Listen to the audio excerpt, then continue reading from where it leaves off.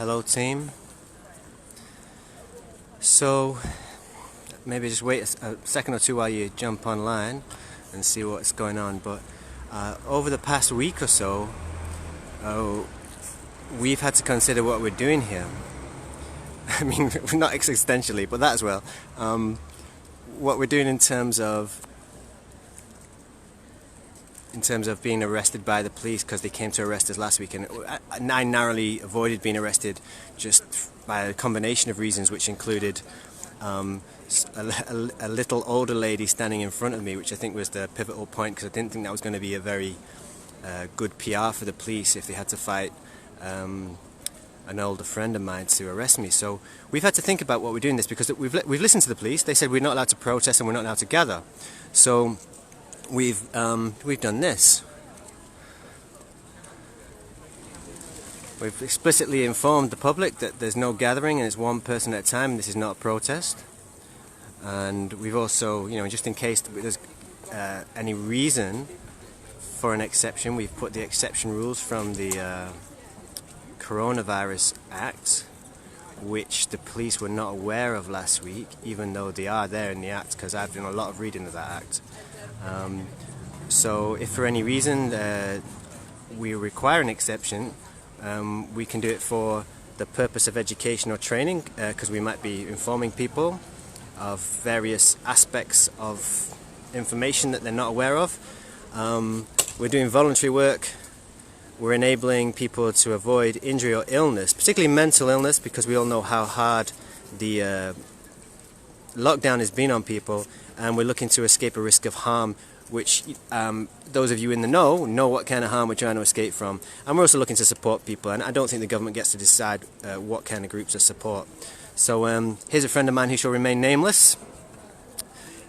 But we could even just leave it freestanding and move away, and that way it's not a gathering, it's just a monument to the fact that we're not giving up and we're still here. So whenever anyone comes, we can speak to them separately. There are when we arrived here today, which was kind of uplifting, there were a number of people here already, but we've asked them to move away, so they're all in the square dotted about. Some people we'd met before, some people we hadn't. Peter Hitchens had mentioned us on talk radio earlier in the week, so I guess that gave us a bit more notoriety and people turned up to support it. But there are people who we have met and who support what we have been doing previously but we're not doing today. There's nothing political or nothing critical or anything that could be interpreted in any way as protesting. Not that I think that we should protest anyway. I never feel that's a good idea, because we know what the agenda is, we know what's being done to us, we know that the government and people in positions of power, and all the way up to the World Economic Forum and so on, they don't really care about it. It's a waste of time protesting to an abuser. You just demonstrate your own powers and the fact that you're not going to take it anymore. So I never considered it a protest. I considered it as outreach, information, education, community support. We're in Oxford, Joe. So we're at Oxford in Bond Square.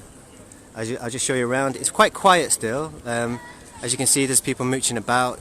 But what we found over the past couple of weeks when we've been here is that the people who have come are largely not the scariest of the scaredy cats. So we get a little bit of support, a higher percentage of support, you might say, from people coming back. Although you can see that people are very compliant. There's people there wearing the masks as they come out of the shopping centre. But it's pretty quiet. My brother was down some weeks ago and was really surprised at the amount of people coming through, because it says it looks a lot emptier on the videos than he imagined it. Yeah, Joe, come and see us. Yeah, exactly. But it is actually very quiet at the moment. You can see the streets are largely empty, people walking about. But there's a lot of compliance. There's people wearing masks on buses. Everyone who goes in there wears them. I sometimes go in there just for as a tourist to see what dystopia looks like, and it's usual that I'm the only person in there without a mask on, unless you've got young children in there.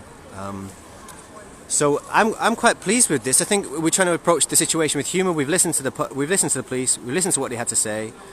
We are not allowed to gather.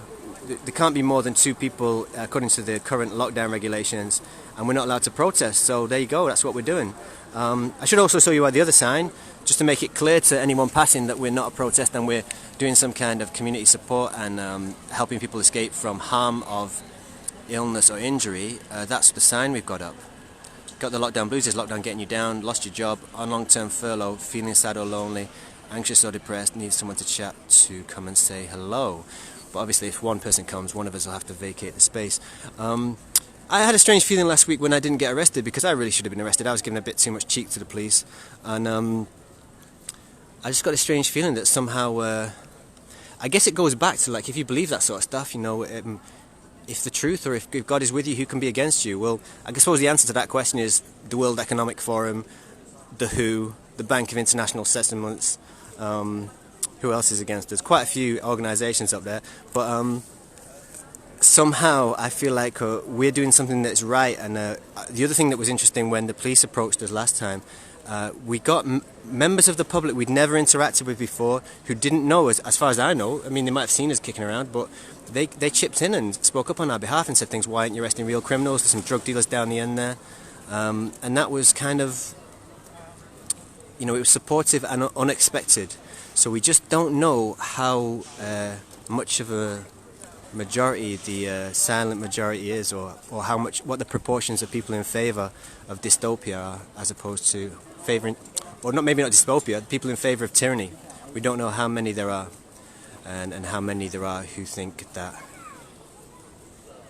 what we are doing here and what we've been trying to do is of any worth. But we shall find out. Okay. I did approach today with a bit of apprehension, actually, on a couple of counts, because I've also this morning received a notice on my studio. They're trying to kick me out of there for not complying with the COVID regulations. So there's a potential to be arrested today, and the potential to be kicked out by the 31st of December out of my workplace. So, you know, the vultures are closing in and tyranny's closing in, but this is life, you know. Life in... Oh, I can do this thing here, can't I? I can actually see us, because it's getting a bit boring here. I'll get off anyway in a second. There we go. I'll just say hi. Yeah, so the vultures are closing in and tyranny's coming from me, and I was told if I was here this week I'd be arrested, but they can't really arrest me if I'm not doing anything, if I'm not gathering, so we'll see how all that goes today. I'll let you know if anything happens, anything of notice, but I just wanted to show you what we're up to, just so that I know that some people gain heart from the fact that we've not given up. Alright? Take care.